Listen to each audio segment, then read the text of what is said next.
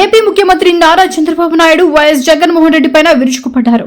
బుద్ధి ఉందా? ప్రతిపక్ష హోదా ఎవరు ఇస్తారు? ప్రజాస్వామ్యంలో ప్రజలు ఇస్తారు. నాకు ప్రతిపక్ష హోదా ఇవ్వు, ముఖ్యమంత్రి పదవి ఇవ్వు అంటే ఇచ్చేస్తామా?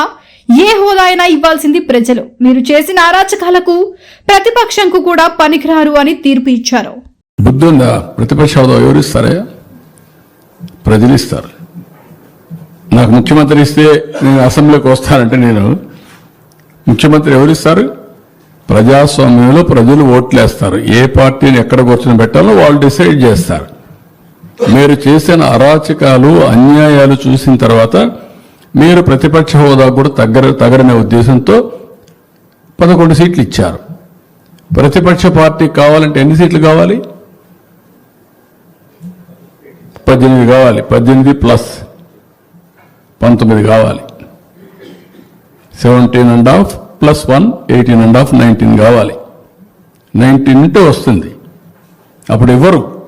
అది రైట్, హక్కు, ప్రజలిచ్చే అవకాశం, అది ప్రజలిచ్చే అధికారం.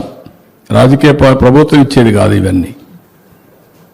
ఇంతకుముందు 94లో కాంగ్రెస్ పార్టీ ప్రతిపక్ష హోదా ఇవ్వలేదే. 26 మంది గెలిచారు. అప్పుడు ఇవ్వలేదు. ఎందుకు ఇవ్వలేదు?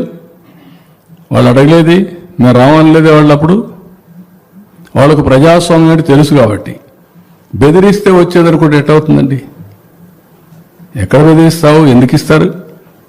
ఆ రోజులు అయిపోయినాయి. బ్లాక్మెయిల్ చేసే రోజులు కూడా అయిపోయినాయి. ఇంకా మళ్ళా గొలుగురాయి డ్రామా, కోడికత్తి డ్రామా, గొడ్డల వేటు డ్రామా.